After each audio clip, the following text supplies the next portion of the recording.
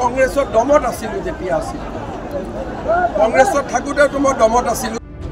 নমস্কাৰ প্ৰিয় দৰ্শক, আজিৰ প্ৰতিবেদনত আপোনাৰ কিমান দম আৰু আপোনাৰ কিমান ক্ষমতা আৰু এই ক্ষমতাত থাকিবলৈ হ'লে আপুনি কিমান দমত থাকিব লাগিব আৰু নিজকে ৰজাৰ দৰে জীয়াই ৰাখিবলৈ হ'লে আপুনি দমত থাকিব লাগিব, এই বিষয়তে চৰ্চা কৰিম। কিন্তু মই কংগ্ৰেছত থাকোঁতে আমি বদৰুদ্দিনৰ লগত কাজিয়া কৰিছোঁ। মই কংগ্ৰেছত থাকোঁতে ৰাহুলক বুঢ়া আঙুলি দেখুৱাইছোঁ। মই কংগ্ৰেছত ৰজাৰ দৰে আছিলোঁ। মই এনেকৈ ভৰি চুই থকা নাছিলোঁ নহয়। মই কংগ্ৰেছৰ দমত আছিলোঁ যেতিয়া আছিলোঁ কংগ্ৰেছত থাকোঁতেতো মই দমত আছিলোঁ। কেতিয়াবা তলত থকা দেখিছিল নেকি? ৰাজনৈতিক ক্ষেত্ৰখনত মুখ্যমন্ত্ৰী ডক্টৰ হিমন্ত বিশ্ব শৰ্মাৰ পতুতাৰ কথা কোনেও অস্বীকাৰ কৰিব নোৱাৰে। আজিৰ দিনটোত মুখ্যমন্ত্ৰী ডক্টৰ হিমন্ত বিশ্ব শৰ্মাই নলবাৰী জিলা দিৱসত উপস্থিত হ'ল আৰু উপস্থিত হৈ ক'লে যে কংগ্ৰেছত থকাৰ সময়তো মই ৰজাৰ দৰে আছিলোঁ। আনকি বদৰুদ্দিন আজমলৰ বিৰুদ্ধে এখন যুঁজো কৰিছিলে। ইয়াৰ সমান্তৰালভাৱে মুখ্যমন্ত্ৰী ডক্টৰ হিমন্ত বিশ্ব শৰ্মাই ক'লে যে লুৰিণজ্যোতি গগৈয়ে দিল্লীত গৈ ৰাহুল গান্ধীত ভৰিত ধৰিব গৈছে। অৰ্থাৎ কা আন্দোলনৰ পটভূমিত সৃষ্টি হোৱা এটা দল, সেয়া হৈছে অসম জাতীয় পৰিষদ। আৰু এই অসম জাতীয় পৰিষদৰ যিজন নেতা অৰ্থাৎ সভাপতি লুৰিণজ্যোতি গগৈক তীব্ৰ সমালোচনা কৰা দেখা পোৱা গৈছিল মুখ্যমন্ত্ৰীগৰাকীয়ে। মুখ্যমন্ত্ৰী ডক্টৰ হিমন্ত বিশ্ব শৰ্মাই কৈছে যে কা আন্দোলনক প্ৰতিনিধিত্ব কৰা অৰ্থাৎ আছুৰ পৰা যোৱা এজন প্ৰাক্তন সাধাৰণ সম্পাদকে কেনেকৈ কংগ্ৰেছৰ লোকসভাৰ বিৰোধী দলৰ দলপতি ৰাহুল গান্ধীৰ ভৰিত ধৰিব পাৰিলে। আনকি ৰাহুল গান্ধীৰ প্ৰসংগত মুখ্যমন্ত্ৰী ডক্টৰ হিমন্ত বিশ্ব শৰ্মাই নিজৰ হাতৰ আঙুলিটো দেখাই ক'লে যে মই বুঢ়া আঙুলি দেখাই দিছোঁ ৰাহুল গান্ধীক, আৰু সেইজন ৰাহুল গান্ধীৰ ভৰিত ধৰিব গৈছে লুৰিণজ্যোতি গগৈয়ে। অৰ্থাৎ মুখ্যমন্ত্ৰী ডক্টৰ হিমন্ত বিশ্ব শৰ্মাই পুনৰবাৰ ক'লে যে কংগ্ৰেছত থকাৰ সময়তো তেখেতে দমতে আছিল আৰু বৰ্তমানো তেখেত দমত আছে। আমি মন্তব্যটো এবাৰ শুনাই দিছোঁ। কিন্তু মই কংগ্ৰেছত থাকোঁতে আমি বদৰুদ্দিনৰ লগত কাজিয়া কৰিছোঁ। মই কংগ্ৰেছত থাকোঁতে ৰাহুলক বুঢ়া আঙুলি দেখুৱাইছোঁ।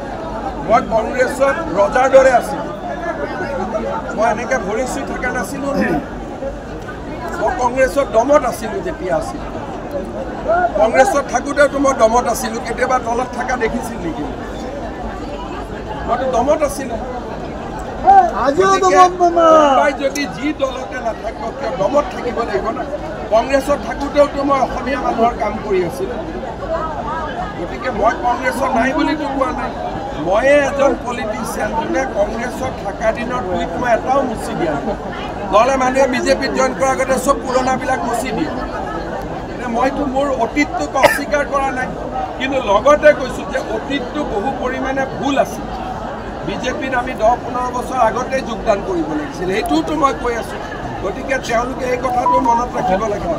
লুৰিণজ্যোতি গগৈয়ে যোৱাকালি ৰাহুল গান্ধীৰ ভৰিত ধৰি আহিছেনে নাই? অসম চুক্তি, অসম আন্দোলনৰ ফলস্বৰূপে 855জন শ্বহীদক কোনে গুলীয়াই হত্যা কৰিছে? ৰাহুল গান্ধীৰ দেউতাকে, ৰাহুল গান্ধীৰ আইতাকে, ইন্দিৰা গান্ধী আৰু ৰাজীৱ গান্ধীয়ে। গতিকে যিজন মানুহে যোৱাকালি ৰাহুল গান্ধীৰ ভৰিত ধৰি আহিছে তেওঁক মই উত্তৰ দিব নালাগে। মই ৰাহুল গান্ধীক বুঢ়া আঙুলি দেখুৱাই আছোঁ, এইটোৱে পাৰ্থক্য। অসমীয়া মই ৰাহুল গান্ধীক বুঢ়া আঙুলি দেখুৱাইছিলোঁ, লুৰিণজ্যোতি গগৈ ভৰিত ধৰি আহিছে, ইমানেই পাৰ্থক্য। এয়া আছিলে মুখ্যমন্ত্ৰী ডক্টৰ হিমন্ত বিশ্ব শৰ্মাৰ মন্তব্য, য'ত উল্লেখ কৰিছে যে দম থাকিবই লাগিব আৰু কংগ্ৰেছৰ সময়তো তেখেতে দমত থকাৰ কথা উল্লেখ কৰিছে। আপোনালোকে কি ভাবে যে দম সঁচাকৈ ৰাজনীতিত থাকিব লাগে নেকি? বা মুখ্যমন্ত্ৰী ডক্টৰ হিমন্ত বিশ্ব শৰ্মাই শেহতীয়াভাৱে লুৰিণজ্যোতিক প্ৰত্যক্ষ কৰা দেখা পোৱা গৈছিল যেতিয়া গৌৰৱ গগৈক প্ৰথম অৱস্থাত সাক্ষাৎ কৰিলে আৰু তাৰপিছত যেতিয়া ৰাহুল গান্ধীক সাক্ষাৎ কৰিলে। অনাগত 2026 বিধানসভা নিৰ্বাচনৰ পূৰ্বে ইতিমধ্যে গৌৰৱ গগৈ উল্লেখ কৰিছে যে 26 বিধানসভা নিৰ্বাচনত অকলে গৌৰৱ গগৈ নিৰ্বাচন নেখেলে। অৰ্থাৎ 26 কংগ্ৰেছে বিৰোধী ঐক্যক একত্ৰীকৰণ কৰিয়েই নিৰ্বাচন খেলিব, কিন্তু এই বিৰোধী ঐক্যৰ ক্ষেত্ৰত ক'ৰবাত নহয় ক'ৰবাত লুৰিণজ্যোতি গগৈৰ প্ৰতি সদ্ভাৱ নথকা নহয়, যাৰ বাবে ৰাহুল গান্ধীকো ইতিমধ্যে কেন্দ্ৰীয় পৰ্যায়ৰ কংগ্ৰেছৰ নেতাক সাক্ষাৎ গ্ৰহণৰ সেই সুবিধাকণ কৰি দিছিল গৌৰৱ গগৈয়ে।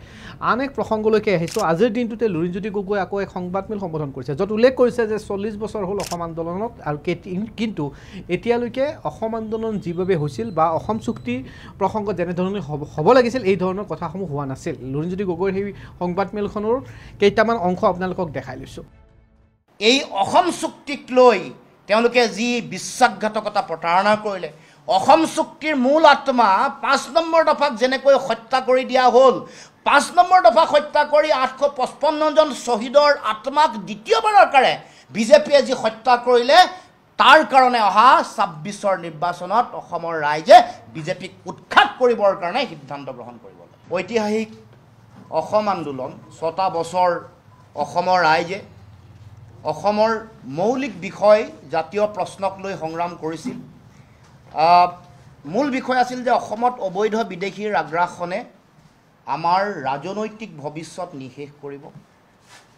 অবৈধ বিদেশীৰ ভোটাৰ তালিকাত উপস্থিতিয়ে ৰাজনৈতিক ভৱিষ্যত এটা ভয়াৱহ দিশলৈ লৈ যোৱাৰ লগে লগে এই অবৈধ বিদেশী নাগৰিকৰ তেওঁলোকৰ উপস্থিতিয়ে আমাৰ ভাষা কৃষ্টি সংস্কৃতি অৰ্থনৈতিক বুনিয়াদ নিশেষ কৰি ভৱিষ্যত এক ভয়াৱহ ভৱিষ্যতৰ মাজলৈ অসমক ঠেলি দিব। সেই মৌলিক বিষয়টোক লৈয়ে দীঘলীয়া 6 বছৰীয়া অসম আন্দোলন আৰু এই অসম আন্দোলনত 855 জনতকৈ বেছি শ্বহীদে তেওঁলোকে আত্মবলিদান দিলে, তেওঁলোকৰ জীৱনৰ সৰ্বোচ্চ ত্যাগ কৰিলে।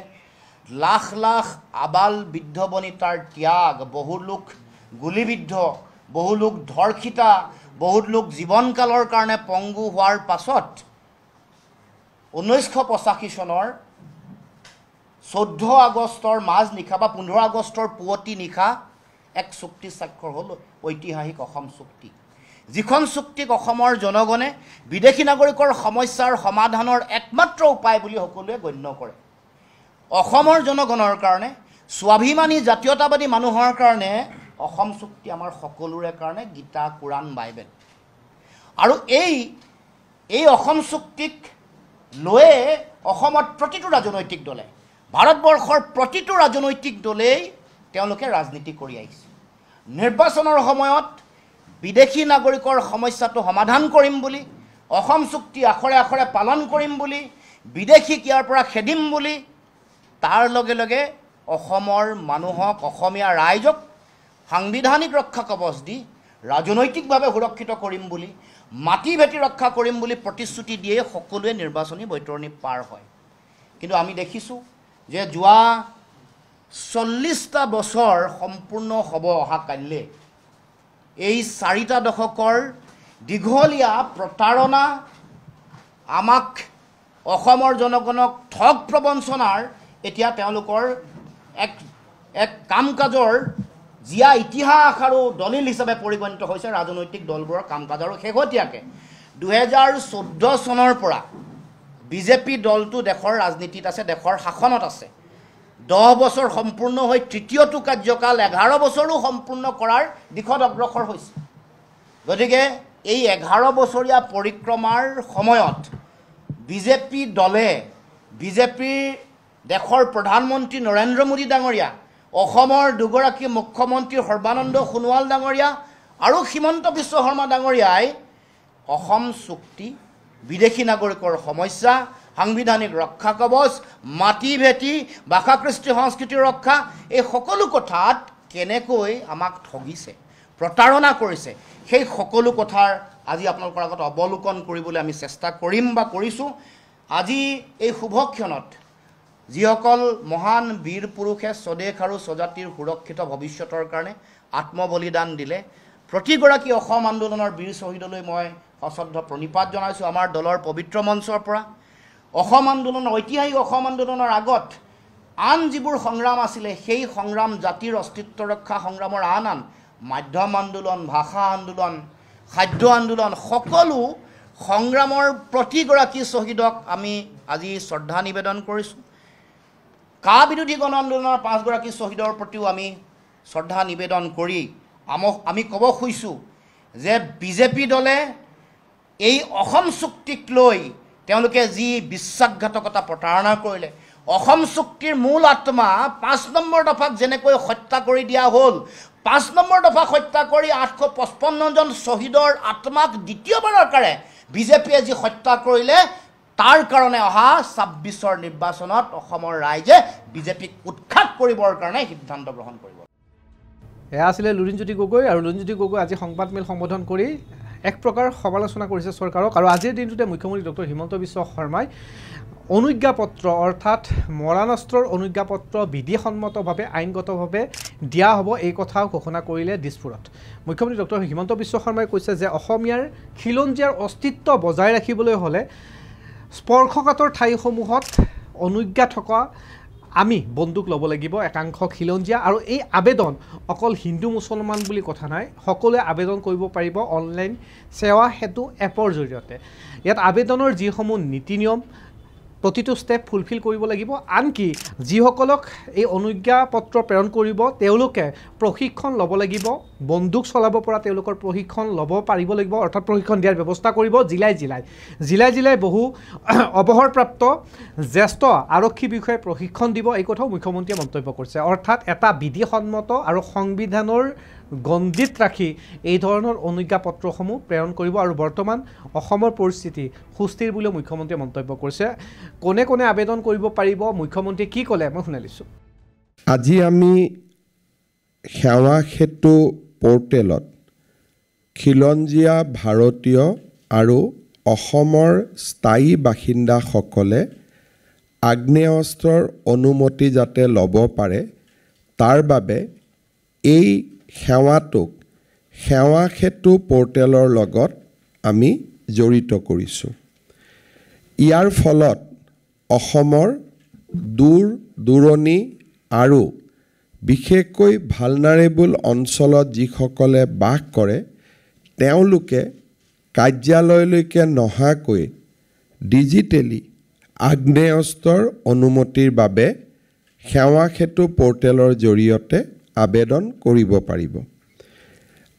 এটা কথা আমি সকলোৱে বুজি পাওঁ যে আমাৰ ৰাজ্যখনত সংবেদনশীল অঞ্চল বহুকেইটা আছে আৰু বিশেষকৈ সীমান্ত অঞ্চলত বাস কৰা লোকসকলে যিসকল আমাৰ স্থায়ী বাসিন্দা খিলঞ্জীয়া বাসিন্দা তেওঁলোকে বহু সময়ত নিৰাপত্তাহীনতাৰ মাজেদি বাস কৰে অসম আন্দোলন আৰু অসমত চলি থকা সশস্ত্ৰ সংগ্ৰাম বা মিলিটেণ্ট এক্টিভিটিৰ কাৰণে এসময়ত অসমত আমি নতুন আগ্নেয়াস্ত্ৰৰ প্ৰমাণপত্ৰ দিয়াৰ ক্ষেত্ৰত যথেষ্ট ৰক্ষণশীল আছিলোঁ আৰু কনজাৰভেটিভ আছিলোঁ শুনিলে এতিয়া যিসকলে অনুজ্ঞাপত্ৰ থকা মৰাণস্ত্ৰ ল'ব বিচাৰে তেওঁলোকে এতিয়া আবেদন কৰিব পাৰে ইতিমধ্যে